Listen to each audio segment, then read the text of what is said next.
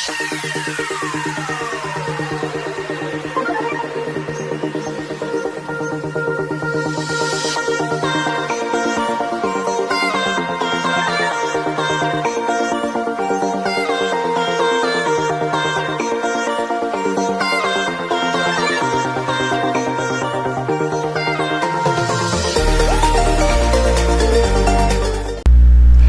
everyone! I'm Teacher Margie.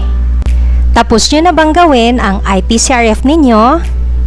Na-upload na ba online ang IPCRF ninyo? Sa video na ito, tuturuan ko kayo kung paano i-upload ang IPCRF School Year 2024-2025. So, sino nga ba ang mag-a-upload ng IPCRF online? Siyempre, kailangan ang serbisyo ng ating School ICT Coordinator.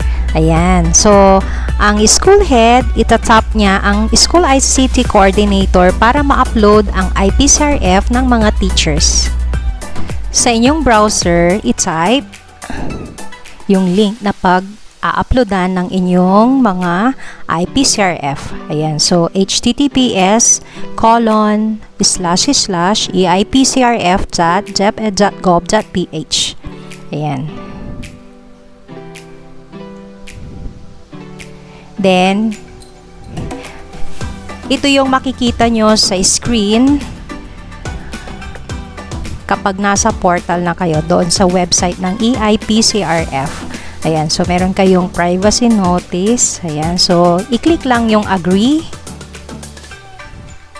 Then, syempre ito yung mga schedule ng uploading. So, sa June 2 to 8, ayan, so nakikita nyo dito yung mga schedule ng ating pag-upload. So, CAR, Region 1, 2, 7, 9, 11. So, sa June 9 to 15 naman, Region 3, Region 4A, 8, 12, and 10. Sa June 16 to 22 naman is NCR, Region 4B, 5, 6, 13, BARM. At saka sa mga remaining schools naman, pwede pa kayong mag-upload pagkatapos ng June 22, pwede na lahat ng mga region. Kung hindi mo naabutan yung schedule mo, pwede ka pang mag-upload from June 23 to July 31. So, yung last na pag-upload is July 31, 2025. So, ayan. So, i-click lang yun ninyo yan. Ayan. So, dito, meron na po akong nailagay na 5 teachers sa aming school. Ayan.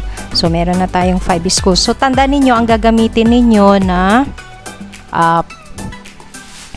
DepEd email is yung school. So, bago ito ma-open kanina, nag-login muna ako using the school account na DepEd email. Ayan. So, kung ikaw ay ICT, dati ka ng ICT, alam mo na yan ang gagawin mo. Pero pag bago ka pa, so, importante na ang gagamitin is the school account na DepEd official. Ayan. So, dito, meron na tayong 5 entries. Ayan. So, dito sa portion na ito, sa choose file, i-click lang ito. Then, hanapin mo na yung mga kailangan mong i-upload na nasa folder mo. So, dapat meron na siyang file name na ganito. So, ito yung ipinakita na file name ng aming Division ITO. Kaya, yun yung ginawa naming format na file name. Ayan. So, depende yan sa inyong division. Kung ganyan din ang ipapagawa sa inyo ng Division ITO ninyo, yun din ang sundin nyo. Ayan. Then, kung okay na lahat ng mga IPCRF ng mga teachers, ayan, pwede nang i-upload isa-isa. So, dito na tayo.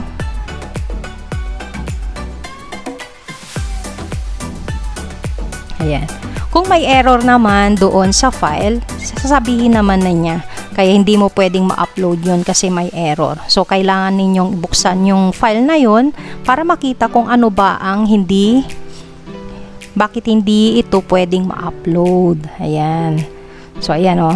So, success. You have successfully uploaded IPCRF data. So, ibig sabihin, mabilis. Pero pag yung na-encounter ninyo is ikot ng ikot, i-refresh nyo lang. Kasi kapag na-refresh, mag-upload din yan successfully. Ayan.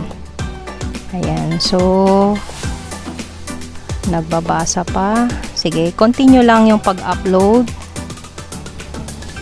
So, isa-isa ninyong i-upload. Hindi pwedeng minsanan. Dapat isa-isa. Ayan, so nag-update na siya. So, 6 na siya. Then, dito na tayo. Ayan, so hintayin lang ang system. Siyempre, depende yan sa internet. Kung mabagal pa, mabilis. Ayan, so yun yung nakakasagabal kung minsan sa ating pag-upload. Ayan. Parang ganito, na-encounter ko ngayon. Ulitin natin. So, mag-upload tayo ng iba. Or, kung ganyan pa rin ang na-encounter ninyo, so mag-refresh lang. Ayan. Nag-ano na siya.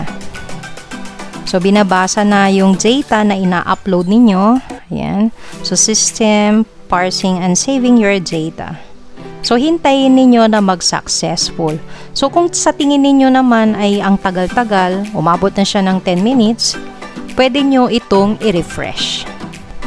So, katulad nito, ang tagal. So, pwede kong i-click yung refresh na nasa taas. Ayan. Para mag-update yung website. Dahil sa lagging, siguro maraming gumagamit ng isa rin sa naglalag ang website na ito dahil maraming nag-upload din kung minsan may gumagamit. So nakikita nyo naman maraming mga regions ang naka-schedule. Ayan, yan na naman yung 504 gateway. So i-refresh nyo lang yan. So ang ginagawa natin dito is tiyaga-tiyaga lang. So habaan ninyo yung pasensya at tiyaga sa pag-upload ng mga IPCRF. So, kung ganyan ang nangyayari, pwede nyong i-close, tapos open ulit. Ayan. So, ganon. Ayan. So, 7 na siya. So, meron na tayong 7 na teachers na na-upload ang IPCRF. Dandag ulit tayo. So, ganun lang kasimple ang pag-upload ng eIPCRF natin sa 2024-2025.